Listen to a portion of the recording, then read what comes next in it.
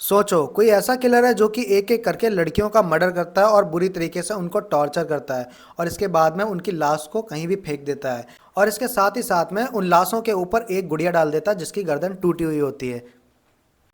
अब ऐसे में पुलिस जब उस किलर को ढूंढती है तो काफ़ी मुशक्कत करने के बाद में वो किलर कहीं ना कहीं पुलिस के सामने आता है। लेकिन कहानी में ट्विस्ट तब आता है जब पुलिस को ये पता चलता है वो ना कि एक सीरियल किलर है, साथ ही साथ में एक जादूगर भी है जो कि पलक झपकते ही गायब हो सकता है। ऐसे में जब पुलिस उसको पकड़ने की कोशिश करती है काफ़ी मशक्क़तों के बाद में, तो जब पुलिस के सामने आता है तो वो एक चुटकी में गायब हो जाता है और मिलते हैं सिर्फ और सिर्फ उसके कपड़े।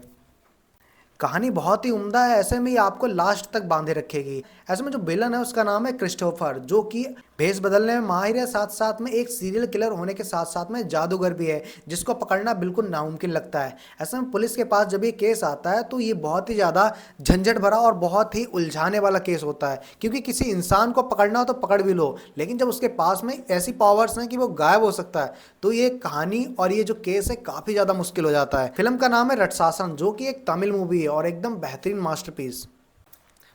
इसके बाद दूसरी जो फिल्म है, इस फिल्म में एक सीरियल किलर है जो कि सबको किलर से बचाने वाली पुलिस का ही मर्डर कर रहा है और लगातार एक एक करके जितने भी शहर में पुलिसकर्मी हैं उनको निपटाता चला जाता है।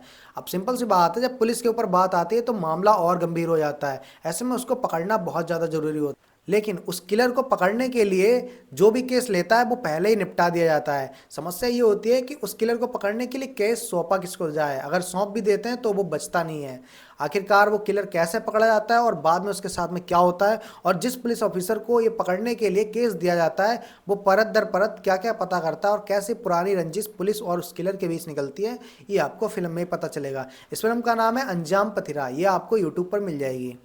अब तीसरी जो फिल्म है, ये फिल्म नहीं देखी तो आपने क्या ही देखा। ये एक लेडी किलर है जो कि लड़कियों का रेप करके उसके बाद में उनको बेरहमी से टॉर्चर करता है और उसके बाद में मार देता है। कहानी के बारे में जब बैकग्राउंड में जाते हैं तो पता चलता है उसको किसी लड़की ने धोखा दिया होता है और इसके बाद ही लड़कियों को वो दुश्मन मानने लगता है। अब ऐसे में वो लगातार लेडी किलर लड़कियों को मारता रहता है, उनके साथ में ऐसी वैसी चीज़ें करता रहता है। फिर एक बार उसका सामना होता है एक तुलसी नाम की लड़की से, जिसे वो अपने साथ में किडनैप करके जंगलों में ले जाता है और काफ़ी दिन तक उसे टॉर्चर करता है। लेकिन उसका जो प्रेमी होता है वो तुलसी को ढूंढते हुए उसके पीछे भागता रहता है और कहीं ना कहीं लास्ट में जाके वो उसको पकड़ लेता है। फिर उस लेडी किलर को कैसे करके मारा जाता है और पकड़ा जाता है कि नहीं, और वो कब तक बचता रहता है, ये आपको फिल्म में ही पता चलेगा। फिल्म की कहानी में एंड में जो ट्विस्ट है वो आपके दिमाग को बिल्कुल हिला के रख देगा, जो कि पूरी की पूरी कहानी को पलट देगा कि आखिरकार वो क्यों कुमारी लड़कियों को मार रहा है और इसके पीछे कारण क्या है और आखिरी टारगेट उसका कौन है। क्या वो दोनों मर जाएंगे, ये आपको फिल्म में ही पता चलेगा। फिल्म में क्लाइमेक्स सीन में बाघ की भी एंट्री होती है, उसका क्या किरदार होगा आपको फिल्म में पता ही चलेगा। अब इसके बाद में जो अगली फिल्म है ये विजय सेतुपति की है और इसके साथ ही साथ में उस मूवी में अनुराग कश्यप भी हैं।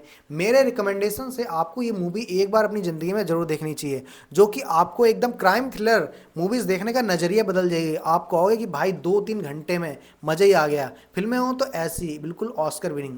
ऐसे में जो विजय सेतुपति होते हैं वो एक नॉर्मल इंसान होते हैं और बाल काटने वाली दुकान उनकी होती है, लेकिन उनकी जो लड़की होती है वो स्पोर्ट्स में जाना चाहती है।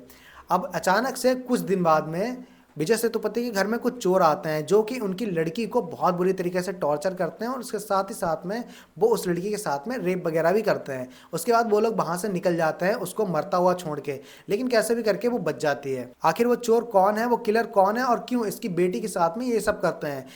और इसके साथ ही साथ में जब आप फिल्म का क्लाइमेक्स देखोगे तो वही चोर जिनमें से एक अनुराग कश्यप हैं वो कैसे इस लड़की को देखकर जिंदा देखकर खुद आत्महत्या कर लेता है।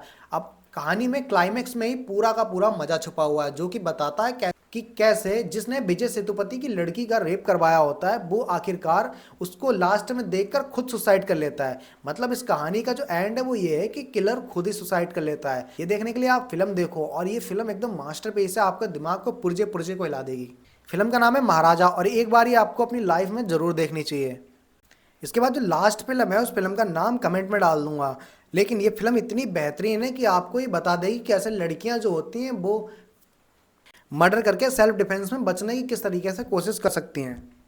कहानी है समीरा की, जो कि एक डीएसपी का मर्डर कर देती है और अपने बचाव में ये कहती है कि उसने इसलिए मारा क्योंकि वो जो डीएसपी है वो उसके साथ में ज़बरदस्ती करने की कोशिश करता है। अब ऐसे में समीरा सही बोल रही है कि गलत इसको जाँचने के लिए एक पुलिसकर्मी आता है और वो इसके बारे में जाँचता है। आखिरकार वो पुलिसकर्मी कैसा है और समीरा के साथ में उसके रिलेशन कैसे हैं और वो क्या पता लगाएगा, और ऐसा तो नहीं वो समीरा के साथ में मिल जाएगा। यही आपको फ़िल्म में दिखाता है और एंड में जो क्लाइमैक्स होता है वो वाक़ई में पूरी की पूरी कहानी को हिला देगा। क्योंकि पूरी की पूरी कहानी का जो बेस है, जो कॉन्सेप्ट है, वो एक्चुअल में एंड में ही दिखाया जाता है। आखिर उसने उस डीएसपी को क्यों मारा और डीएसपी का बाकी चीज़ों से कैसा कनेक्शन होता है, ये आपको फ़िल्म में देखना पड़ेगा। खैर, वीडियो कैसी लगी? ऐसी वीडियोज़ को देखने के लिए चैनल को करो सब्सक्राइब और दोबारा मिलने के लिए करो लाइक। Thanks for watching.